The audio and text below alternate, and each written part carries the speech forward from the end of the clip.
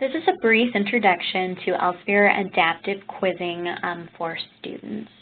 Now students, if you have not yet redeemed your Elsevier adaptive quizzing code, or if you have not enrolled in a faculty-led course, if this is a required purchase, please visit evolve.elsevier.com or the Elsevier Student Life page in order to get information on how to redeem your access code and get enrolled in the unique course ID that your faculty can provide. Now, if you are enrolled and already have redeemed your access code, then this is just going to be a brief introduction into the system and the ins and outs and the various benefits that you will be seeing from this program. So when you first launch into the Elsevier Adaptive Quizzing Program, this is going to be your home page from a student's perspective. As you can see at the top, there are these top navigation buttons. This is going to hold all of your account settings for Evolve. You can obviously log out whenever you see fit. Also very important, the Help tab. If you ever run into any issues with Elsevier Adaptive Quizzing, as well as any of our other resources or products at Elsevier, you can certainly contact the Help and Support Center here at Elsevier Help Center. You can email, chat, or call anytime. You can also hop out into Evolve for your other resources and products anytime that you would like from the EAQ system. So first and foremost, you see here is the home page where it's going to show you your top 3 areas of improvement. Elsevier Adaptive Quizzing is uniquely personalized to really show you where your strengths and weaknesses lie, and thus serve up questions to you based on those personalized strengths and weaknesses.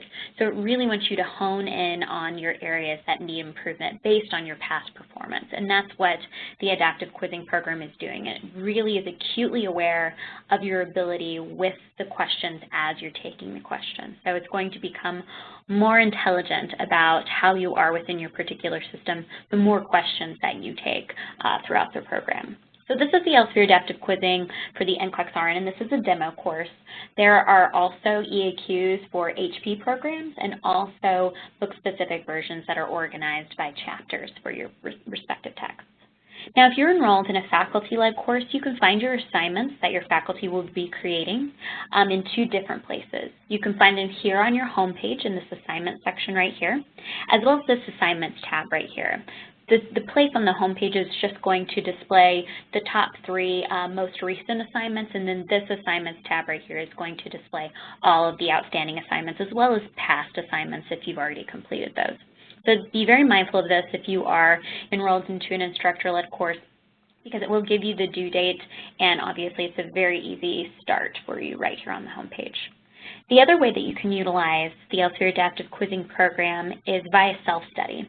What's really great about this system is that students don't have to be enrolled in an instructor-led course in order to create quizzes on their own. You can take faculty-led assignments as well as self-study quizzes, or if you're not enrolled in a faculty-led course and you're using this independently, you can certainly create quizzes on your own as well. And there are 2 ways to do that.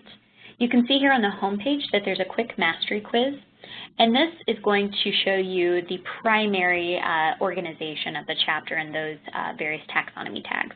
So for the NCLEX version, that's going to be by content area, as you can see right here. So I'm just going to select the area in which I would like to see questions, and then it's going to serve me up questions based on my past performance in this particular subject matter area. So that's really the crux of the program. You can select 2 various modes in which you can see the questions, study mode and exam mode. Study mode is where you're going to see your incorrect and correct feedback immediately, and exam mode is where it's going to actually save your results in your incorrect and correct feedback as well as rationales until the end. You're always going to get a rationale as well as your incorrect and correct feedback. It's just a matter of your personal preference whenever you want to actually see that. Is after each question or as a comprehensive view on your quiz result at the end. So it's very much just personal preference. So if you will actually get 12 questions whenever you do a quick mastery level quiz. The other way that you can create a quiz is if you come over to this custom quiz tab right here. Now, what's great about the EAQ system is that it's not just tagged by content areas or chapters. There are also very respective taxonomy tags that are going to be applicable to your area of study, whether that be nursing, medical assisting, dental assisting, all of our allied health programs as well. And also those book-specific versions where you're using chapters, we're also going to be tagging to these other content areas. So if you know that you have a particular area of interest, or you know that your particular program has a certain emphasis, chances are we have a topic tag for that. And so you can really utilize the system to really customize the questions how it would be best be suited for your particular study needs. So in this particular example, I'm going to be using the Qs and competencies, and I would like to see some safety questions. That's an area of interest for this particular quiz for me. Again, you have the ability to select study mode or exam mode, and then for this particular custom quiz, the difference is that you can actually select a finite number of questions that you see within a particular sitting. So I just want to see 5 questions, whereas on the home page, the quick mastery level quiz, that would give me 12 questions. And so that's just a quick way for you to just queue up 12 questions. But if you do want to select the certain number of finite questions that you'll see within a quiz setting, you can do that via this custom quiz section. So I'm just going to queue up 5 questions for this particular quiz. And I'll just select Start My Quiz. And then the quiz player is going to load with my questions based on my past performance. Now, if I'm a beginner user, obviously the system is going to present questions to me based on my beginner status.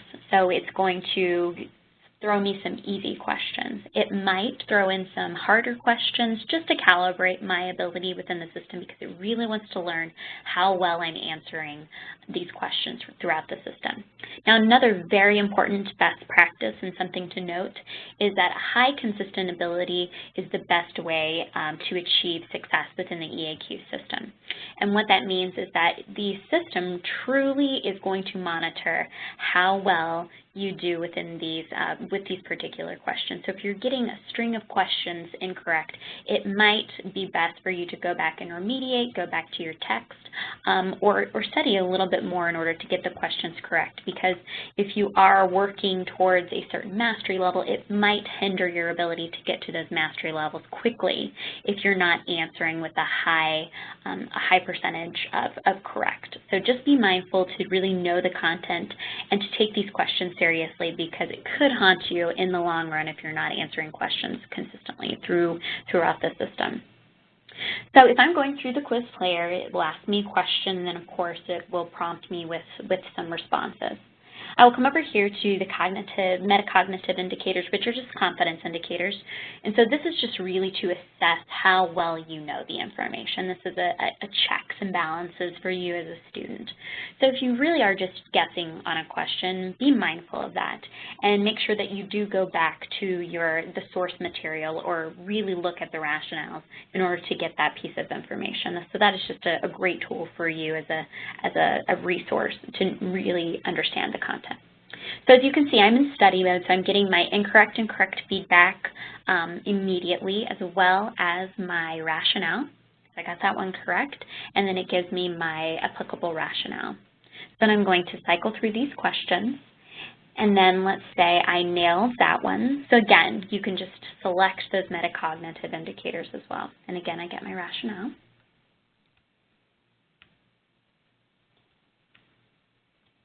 And then a lot of our questions also have multimodal remediation links, and those are going to link out to applicable charts, videos, illustrations to really reinforce the rationale. So for about 30% of our questions, there's going to be those hyperlinks that will link you out into your browser for another piece of information to further contextualize the information and to further reinforce what is being assessed within that particular question. Now, once you're completely finished, you continue on to results, and you're going to be taken to your quiz results page. As you can see right here, this is going to give you those competence indicators that I mentioned. So this is just for you to take a look at to see how well you know the information and whether or not you do need to go back and maybe you were falsely confident. You can also see how much time it took you to complete a particular study session, as well as the average number per question. The correct and incorrect responses are going to be available for you. So if you were in exam mode, for example, all of your incorrect and correct feedback would be just here in the quiz results section, but you can always reference that. What's great is that the confidence indicators are attached to that particular question, so you don't have to go back and reference that. The other thing that's great about this is if you have an issue with the question, let's say you thought the question was misleading, or you found an inaccuracy and you actually want to talk want to send that feedback to our product development folks, you can certainly do that via that chat feature. And those are reviewed monthly. And as you can see here, you can view the various topics if that is interesting to you, or just hide those particular topics. So especially if you're studying for a licensure, seeing kind of where that particular question is derived from in client need categories or any other licensure certification would be very beneficial if you are studying for that licensure. You can always come back to this quiz results page, and I'm going to show you how you can do that right now via the progress page. So EAQ, as I mentioned, constantly monitors your progress within the system. And so it's really very fantastic for you to see how you're doing throughout your entire program, or if you are studying for the NCLEX or for another certification or licensure. Via this progress page, you can see how long you've been within the system, how many hours that you've been in the system, as well as total questions. So if you want to know how many questions you've actually encountered, you can come to this progress page. You can select a date range, and you can see how many actual questions you've answered within a particular period of time. So if you're trying to get to a sweet spot, a number, you can certainly do that here. EAQ also gives you some suggested studies sections. And so these are going to be populated based on your performance on the questions within the system. So they're going to be get ahead and catch up. Maybe there are topics that you haven't encountered, so it wants you to actually go ahead and get in there and do it, or catch up. Those are the areas in which perhaps you need a little bit more additional work in, and so it's going to prompt you to do some quick study sessions. That way you don't have to go in and pick the topics. It's going to pick them for you. So that's just another way that you can utilize the system. This Details tab right here gives you the ability to really drill down into those topic tags that I was mentioning before. So let's say you are wanting to see how you're doing in medical surgical in the respiratory care system. As you can see here, I haven't done any questions, and thus I have not achieved any mastery within that particular topic tag. And so it's really important if you want to see how you are benchmarking against your class, if you're enrolled in an instructor-led course. Also, national averages. So we include national statistics based on other users around the United States and in Canada to see how you're actually performing against those national averages, which is really fantastic. So you can see how you're progressing along within a particular mastery level. It's important to note that high, consistent level of ability within the system, because you can go down in mastery. And that is something very important to note. So if you are consistently answering questions incorrectly, then the system will decrease your mastery level in these mastery bars. And it's very important to incrementally look at your progress throughout the system. So you can use that. Also, the number of questions to level up is here. So this just gives you averages on how much time the system believes that it will take you to level up to a different level. And then you also have the number of questions answered, which I'm sure is very important. And you can see the ratio of how many questions that you've answered. So you can see a percentage based on how many questions you've answered correctly, which is very important. The other great thing that you can see are those other topic tags. So for the NCLEX, there's the client need category blueprint, which is how the NCLEX is organized. If you're in a conceptual-based learning program, you can see how you're performing against those concepts, perhaps.